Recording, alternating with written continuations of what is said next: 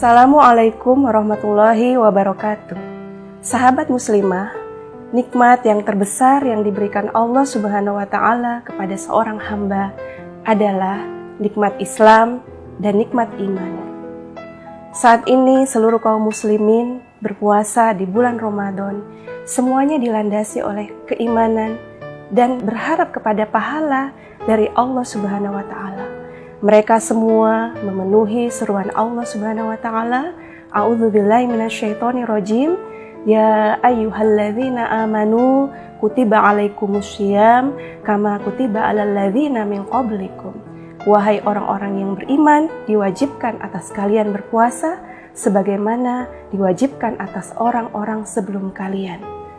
Sampainya Islam dan iman pada diri seorang muslim tidak lepas dari perjuangan dan pengorbanan Nabi kita Muhammad SAW dan para sahabatnya, yang pada saat itu dimulai di Mekah Al-Mukarramah.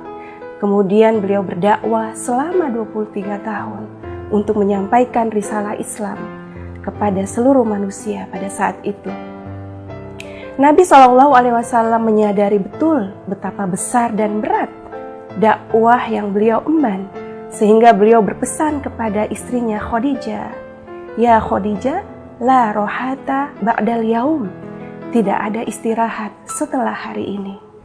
Sejak saat itu, Nabi SAW mulai menghabiskan waktunya untuk berdakwah, siang maupun malam, mengorbankan hartanya, seluruh waktunya, seluruh hari-harinya untuk mendakwahkan Islam kepada keluarganya, kepada sahabatnya, kepada teman-teman sejawatnya, untuk menyeru kepada Islam. Sebagaimana Allah berfirman, ya ayuhan nasu ubudu rabbakumul ladzi khalaqakum.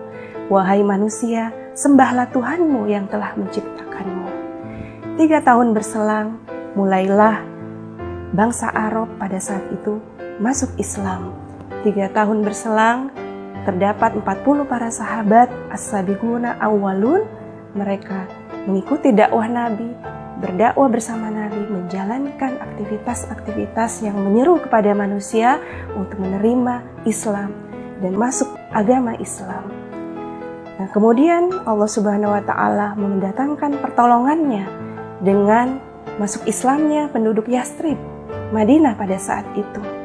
Mereka siap menjadikan wilayah Madinah sebagai tonggak berdirinya daulah Islam pertama kali, sebagai pusat kebangkitan Islam dan mercusuar bagi peradaban Islam, hingga tegaklah kekuasaan Islam di sana. Kemudian Rasulullah SAW memimpin kaum muslimin dalam menerapkan seluruh syariah Allah Subhanahu wa Ta'ala di Madinah, memutuskan segala urusan-urusan mereka, perkara-perkara mereka, sebagaimana yang Allah turunkan. Ketika Rasulullah SAW wafat, kemudian diganti oleh khalifah setelahnya. Periode Khulafaur Rasyidin kemudian berlangsung lama. Jazirah Arab berhasil di bawah kekuasaan Islam, menyebarkan rahmatan lil alamin dan membawa keberkahan bagi seluruh umat manusia. Kemudian periode berikutnya diganti oleh Bani Umayyah, Abbasiyah, dan Utsmaniyah. Kurang lebih 1400 tahun kekuasaan Islam menyebar ke seluruh penjuru dunia. 3/4 dunia di bawah kekuasaan Islam dan memberikan keberkahan bagi bangsa-bangsa pada saat itu. Namun sayangnya akhirnya kemudian kaum muslimin mengalami kemunduran pemikiran dan mengalami kelemahan dalam penerapan Islam. Itu dimanfaatkan oleh musuh-musuh Islam untuk menjatuhkan kekuasaan, menjatuhkan peradaban dan kebangkitan Islam.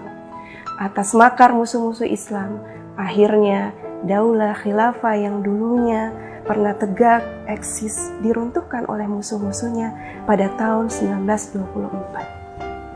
Saat ini kaum muslimin dalam kondisi tercerai-berai dalam puluhan negeri yang lemah. Kemudian mereka bagaikan hidangan yang lezat dikerubuti oleh musuh-musuhnya. Kita saksikan bagaimana penjajahan yang dialami oleh negeri-negeri Islam, Palestina, Suriah, Xinjiang, Patani, Rohingya.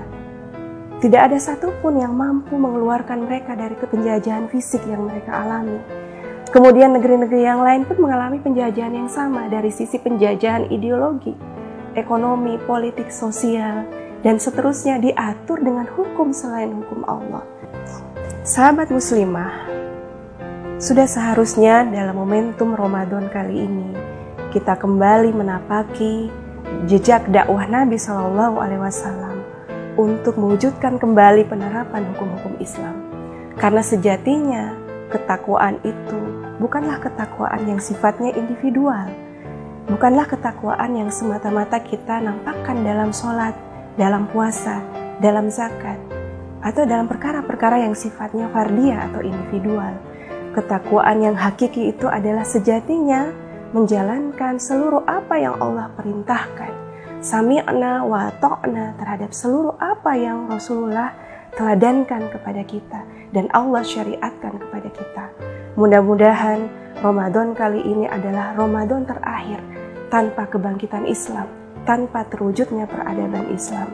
Oleh karena itu, mari kita kembali menapaki jejak dakwah Nabi dalam rangka menegakkan kembali kehidupan Islam. Wabillahi taufiq wal hidayah. Wassalamualaikum warahmatullahi wabarakatuh.